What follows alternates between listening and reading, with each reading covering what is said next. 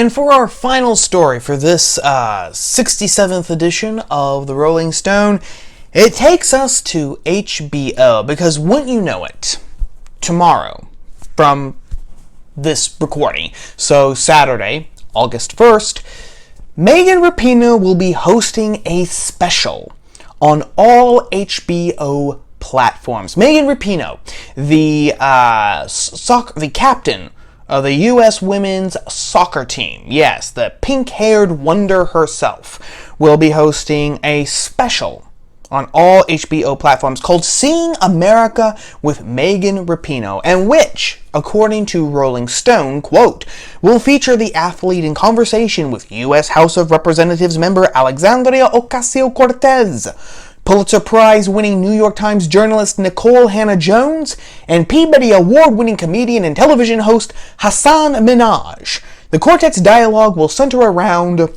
the ongoing cultural conversation that has been taking place during this significant time in our country's history, according to a press statement for the special, likely referencing the ongoing George Floyd protests. Unquote. Oh, and of course I have to admit, it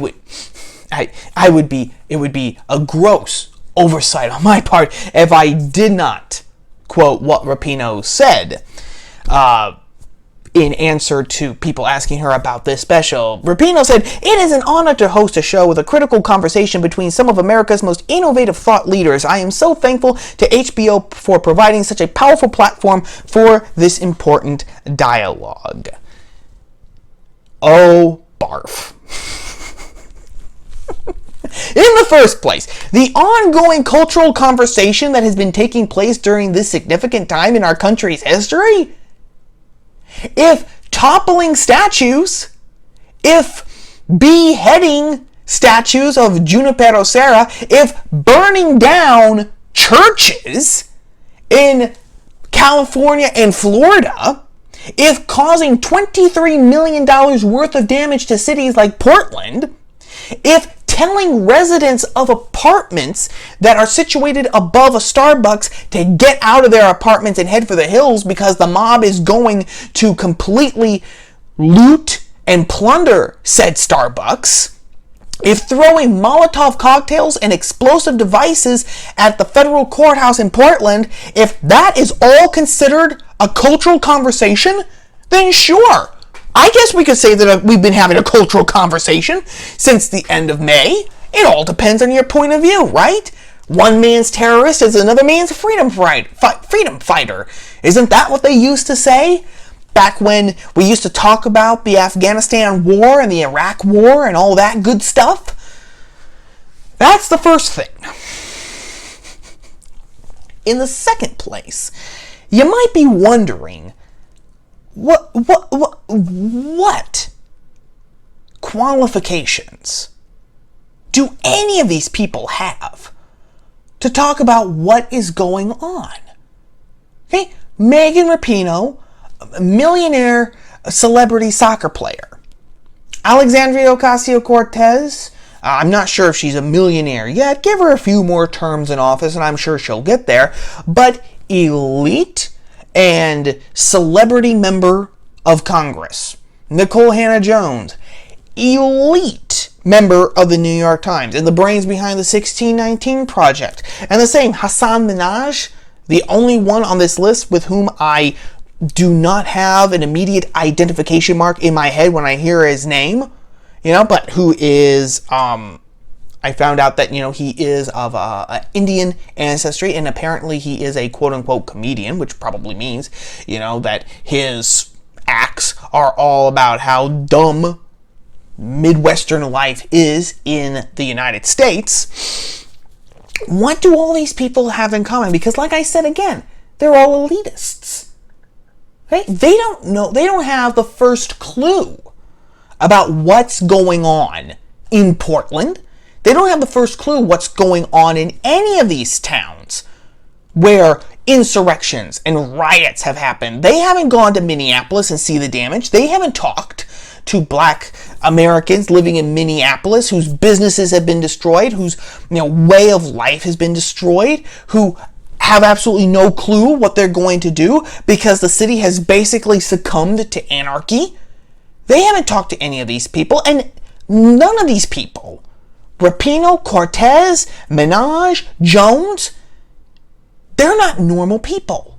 They're not blue-collar workers. They're not man off the streets. Again, I will repeat it. They are elitists. They live in a bubble. Whether that's the bubble of politics, whether that's the bubble of professional sports, whether that's the bubble of entertainment, or the bubble of journalism, and all of these bubbles basically converge and conflate with each other now because of the monolithic nature of the left.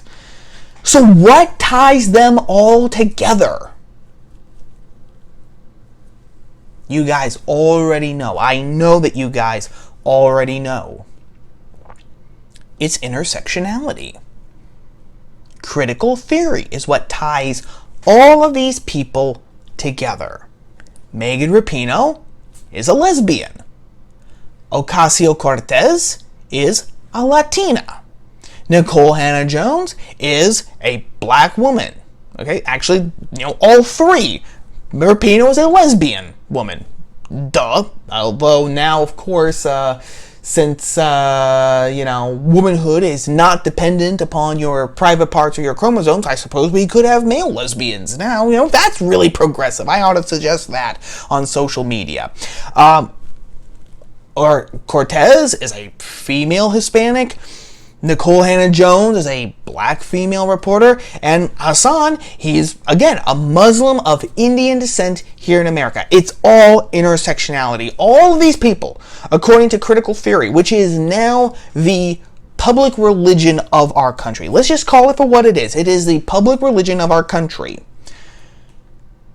These people, according to it, are the oppressed.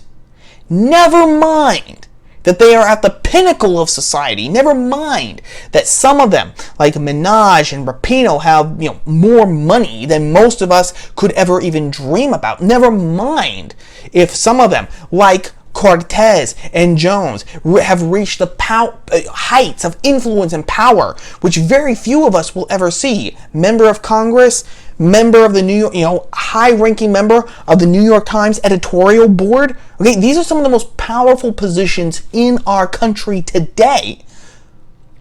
But they are the oppressed. They are the oppressed because of who they sleep with, what their skin color is, where their family comes from, and because they all think monolithically. They all think monolithically. Therefore, they are all oppressed. Now, what HBO is doing here, because there's a message with this gang. There's always a message. In everything that the left does, there is a message. And what the message is here is that these people, these are the only people who actually have the wisdom, the insight, the authority, and the gravitas to talk about issues here in America. You know the old, the pseudo argument when men would talk against abortion? Oh, if you can't get pregnant, you can't talk. Remember that? It was a cheap rhetorical flourish to try to end a conversation, to end a debate, even before it even started. This is the exact same thing.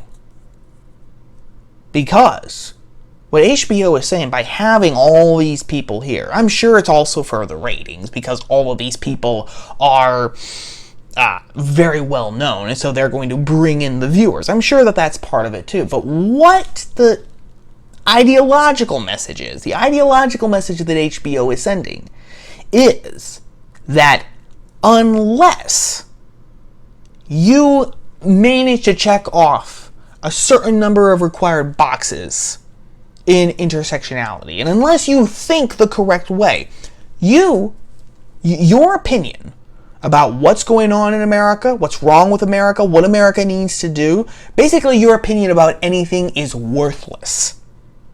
If you're just a straight, white, cisgendered guy or gal out there in the real world, busting your tail off to work to make a better life for yourself or your family, you don't know nothing.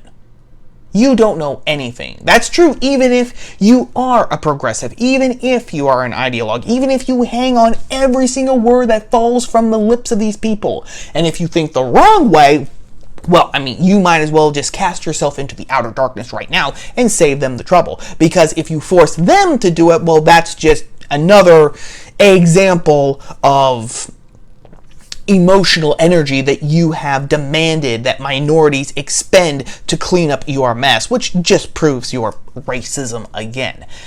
That's the message that HBO is sending. That's the message that it is sending to each and every single person in America. That's the message that it will be sending to every single American tomorrow, August 1st, when it airs. So today, as of this posting, that's the message. And the reason why, and it's also, I have to say, just one more thing, it's also a very good piece of propaganda. That's why it's running on HBO. Because I saw some people on Twitter ask, well, why wasn't it on MSNBC? Why wasn't it on CNN?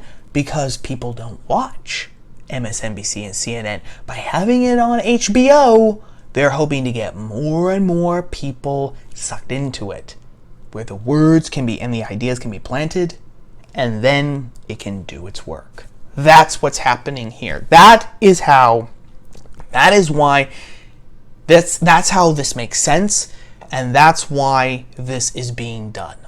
But as usual, I have talked for too long, so I am wrapping it up here, gang. Have a great weekend. Hope you had as good of a summer as you could have. Enjoy August, and I will chat at you all later. Ciao.